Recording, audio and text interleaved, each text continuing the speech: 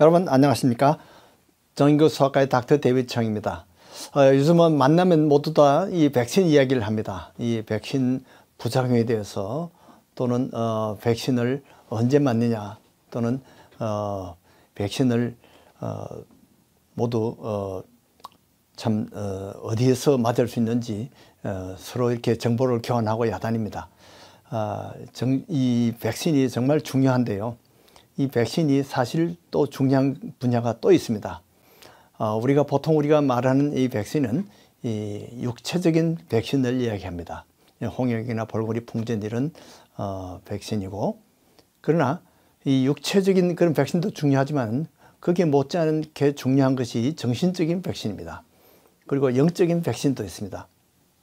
그래서 백신으로 우리가 몸이 건강해지고 성숙하듯이 이 정신적인 백신도 우리 정신을 건강하게 하고 성숙하게 하는데 도움을 준다는 거죠.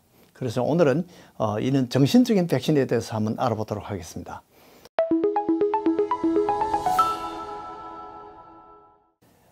이 정신적인 백신 중에 아주 모든 사람들이 공통적으로 다 겪는 백신이 바로 실패라는 예방접종입니다. 그렇게 너무 100점만 계속 맞다가 99점 또는 88점 그것만 해도 상당히 좋은데 그만 아이가 99점 맞았다고 실망을 하고 아주 밥도 먹지 않고 그런 경우가 있어요.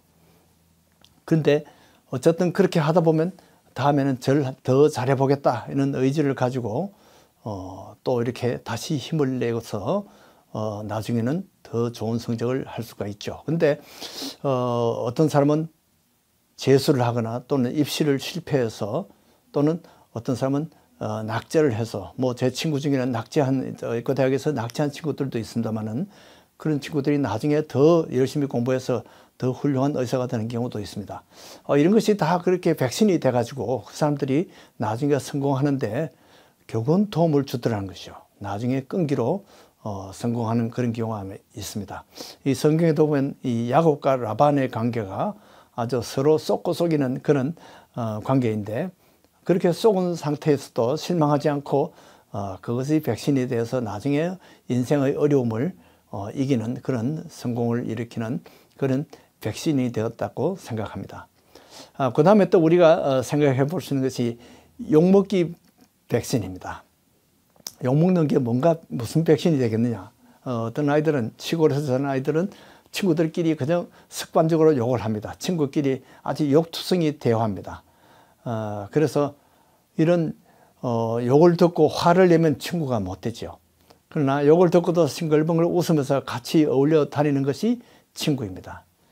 옛날에 보니까 뭐 욕쟁이 할머니라는 분이 있는데 그 사람이 알고 보니까 상당히 정이 많은 분이에요.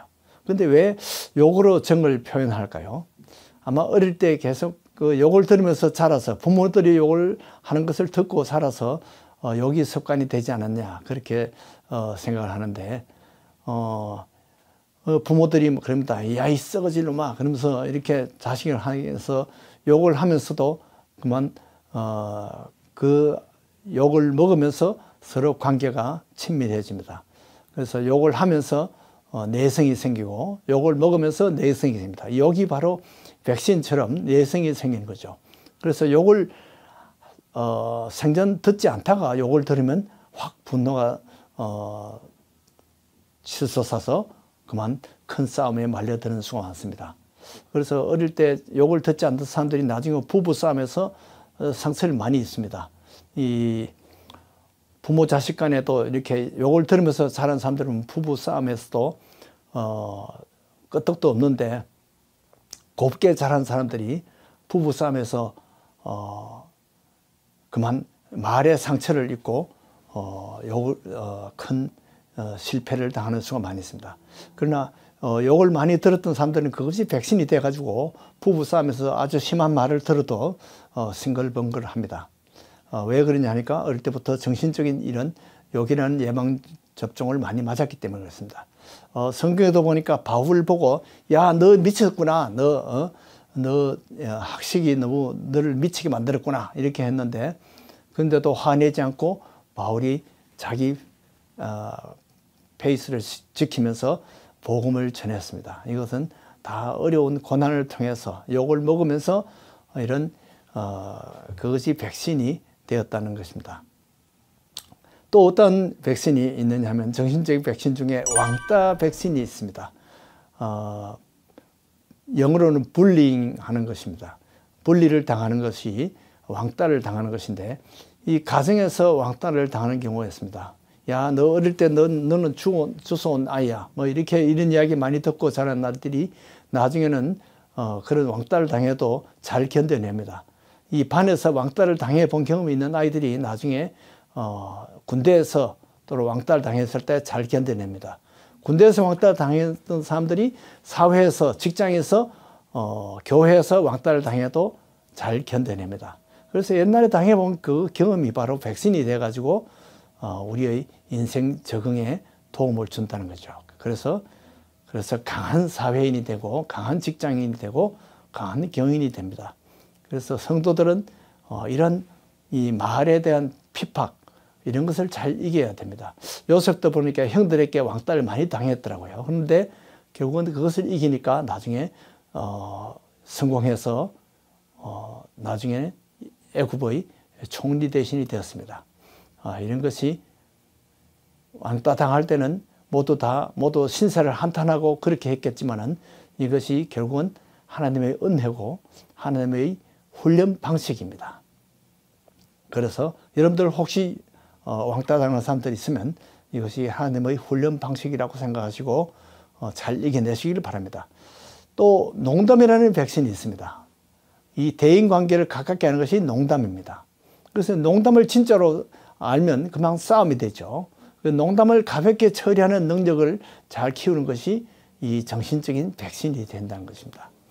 그래서 이 친한 사람들은 농담을 많이 합니다. 부부끼리도 농담을 많이 잘 이겨낼 수가 있어야 됩니다. 또 정신적 백신 중에 고독이라는 백신이 있습니다. 이 외로움을 잘 견뎌본 사람들이 나중에 외로움을 잘 이길 수가 있습니다. 어떨 때는 사람들은 텅 빈 교실에서 외로움을 느낍니다. 텅 빈 집에서, 텅 빈 가정에서, 또는 아들이 군대 갔을 때, 또는 군대 간 아들이 외로움을 느낍니다. 딸 시집가고 이렇게 외로움을 느끼는 부모들도 많이 있죠.